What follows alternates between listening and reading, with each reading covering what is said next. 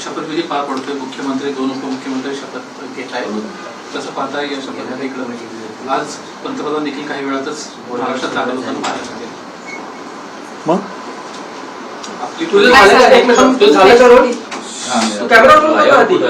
बस थोडं सरकतो बघतो थोडं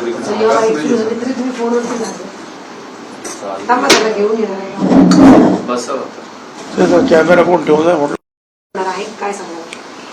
नाही, हे खरं आहे की मला असं वाटतं मी 1985 साली आमदार म्हणून मुंबईतून निवडून आलो आणि तेव्हापासून मी म्हणजे तेव्हापासून मी विधान भवनामध्ये आहेच गेली 40 वर्ष तरी. परंतु एवढं मेजॉरिटी, एवढं आमदारांचं मताधिक्य सरकारचं हे मला असं वाटतं पहिल्यांदाच मिळालेलं आहे. आणि अर्थातच त्याच्या पाठीमागे जसं केंद्र सरकारचे प्रधानमंत्री किंवा इतर सगळे मंत्री यांचा राज्याला असलेला सपोर्ट, त्याचबरोबर इथं असलेले आमचे मुख्यमंत्री उपमुख्यमंत्री दोन्ही आणि मंत्रिमंडळाने जे काही निर्णय घेतले, मग ते शेतकऱ्यांच्या बाबतीत असतील, लाडक्या बहिणींच्या बाबतीत असतील, विद्यार्थ्यांच्या बाबतीमध्ये आणि इतर काही नाही, तर त्याचा परिपाक म्हणून आज आपण पाहतो आहोत की फार मोठ्या प्रमाणावर जे आहे सरकारी पक्षाला म्हणजे आम्हाला महायुतीला मताधिक्य मिळालेलं आहे. म्हणजे एवढं मताधिक्य की विरोधी पक्ष नेता नियमाने होईल की नाही अशी शंका, म्हणजे होणार नाहीच अशी परिस्थिती निर्माण झाली, हे मी पहिल्यांदाच माझ्या आयुष्यामध्ये मी 40 वर्षात पाहतो आहे. त्याच्यामुळे साहजिक उत्साह आनंद जो आहे सरकारी पक्षांना या महायुतीला अधिक होणं हे स्वाभाविक आहे. आणि त्याची मग शपथविधीचा सुद्धा फार मोठी तयारी गेली 2-4 दिवस सुरू आहे आझाद मैदानामध्ये. आणि स्वतः भारताचे प्रधानमंत्री मोदी साहेब किंवा गृहमंत्री अमित भाई शाह आणि इतर अनेक मंत्री, अनेक राज्याचे मुख्यमंत्री, अनेक इतर वेगवेगळ्या क्षेत्रातील प्रमुख लोक, ही सर्व मंडळी जी आहे ह्या शपथविधीला हजेरी लावणार आहे. आणि हजारो लोक जे आहेत मुंबई आणि देशातून ह्या राज्यातून येत आहेत, त्यामुळे त्यांची तयारी सुद्धा मोठ्या प्रमाणावर तयार झालेली आहे. लाडक्या बहिणी सुद्धा 15-20 हजार येण्याची शक्यता आम्ही धरलेली आहे, गृहीत धरलेली आहे. मुख्यमंत्री आणि 2 उपमुख्यमंत्री असे आज शपथ घेतली, मात्र बाकीच्या मंत्र्यांचा निर्णय कधीपर्यंत होऊ शकतो, काय नेमकं नाही, तर असं आहे की हे तर नक्की झाले ना की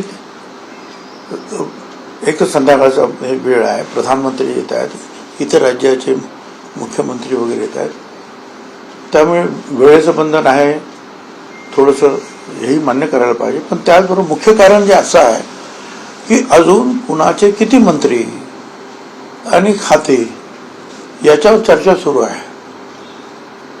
एकदा काही मंत्र्यांनी शपथविधी घेतली, झाली त्यांची, आणि नंतर मग त्यांना हवा असलेला आकडा जर मिळत नसेल, मंत्रिमंडळामध्ये स्थान मिळत नसेल किंवा ते काय म्हणतात खातं मिळत नसेल, तर मग नंतर मग जे आहे तक्रारी सुरू होतील. त्याऐवजी जे आहे एकत्र आता आजचा कार्यक्रम झाला, नंतर उद्या बाबासाहेब आंबेडकरांचा महापरिनिर्वाण दिन आहे, तिथे सगळे जे आहेत आम्ही त्यांना आदरांजली अर्पण करायला जाऊ चैत्यभूमीवर. आणि मग त्याच्यानंतर तुम्हाला कल्पना आहे की 2 दिवस सर्व आमदारांचा शपथविधी होऊन रीतसर जे आहे विधानसभेचं गठन होईल. शपथविधी झाल्यानंतर राज्यपालांचं नंतर भाषण होईल. आणि याच्या कालखंडामध्ये, या आठवड्याभरामध्ये मला असं वाटतं की इतर जे मंत्री आहेत तिन्ही पक्षांचे नेत्यांमध्ये चर्चा होऊन किती कोणाचे आणि कुठली खाते हे सगळं नक्की होईल आणि आठवड्याभरामध्ये इतर सगळ्यांचा शपथविधी होईल. अनेक नेत्यांबरोबर आपण काम केलेलं आहे राजकारणामध्ये. अजितदादा आज सलग 6व्यांदा उपमुख्यमंत्री पदाची शपथ घेतील. कसा कमांड आहे त्यांचा या संपूर्ण खात्यांवर किंवा कशा प्रशासनावर? तुमचा त्यांच्याबद्दलचा कसा अभ्यास आहे? नाही, हे तर आहे की अजितदादा जरा बोलायला जरा कडक बोलतात, पण त्याच्या पाठीमागे शिस्त हा राबवण्याचा त्यांचा उद्देश असतो आणि त्यामुळे मला वाटतं 10 अंदाजपत्रक बजेट्स त्यांनी सादर केलेली आहेत. त्यामुळे राज्याची आर्थिक परिस्थिती किती आहे ती डामाडोल जास्त होता कामा नये. चांगले जे आहेत निर्णय ते घेतले पाहिजेत, महिलांसाठी, पुरुषांसाठी, शेतकऱ्यांसाठी, विद्यार्थ्यांसाठी, सगळ्यांसाठी आणि विकास. परंतु त्याचबरोबर राज्याची आर्थिक स्थिती ही व्यवस्थित राहिली पाहिजे याच्याकडे त्यांचा कटाक्ष असतो. आणि कोणी काही चुकलं तर ते बोलतात, पण त्याच्या पाठीमागे काही मनात राग असतो अशातला भाग नाही. आणि असं वाटतं की लोकांनी जे आहे थोडंसं शिस्तीत वागावं एवढंच त्याचा अर्थ असतो. अर्थ खात्यासाठी आता शिंदे गटाकडून सुद्धा मागणी केली जाते, कुठेतरी तुमच्या वाट्याला अर्थ खातं येऊ नये त्यामुळे आता त्यांच्याकडनं विरोध केला जातो. कसं काय? मला नाही तसं वाटत. त्यांचा अग्रमी जो वर्तमानपत्रात मीडियामध्ये जो वाचत होतो तो विशेषतः गृह विभागासाठी नंतर नगर विकासासाठी असं मला वाटत नाही की अर्थ खात्यासाठी कोण त्यांच्याकडून काही मागणी जास्त आहे असं मला तरी काही दिसत नाही आहे. परंतु जे काही असेल ते शेवटी एकत्रित सरकार जर काम करायचं असेल तर तिन्ही पक्षाचे जे नेते आहेत एकत्रित बसून त्याच्यावर साधक बाधक विचार होईल. आणि माझी तर खात्री आहे की अजितदादांना अर्थ खातं जे निश्चितपणे मिळेल. जेवढं शिंदेनं तेवढं आपल्याला अशा पद्धतीची भूमिका पक्षात असल्याची माहिती आहे. एका दुसऱ्या पदाचं मागे पुढे होईल. ठीक आहे, असं आहे की मागणी करायला काय हरकत आहे.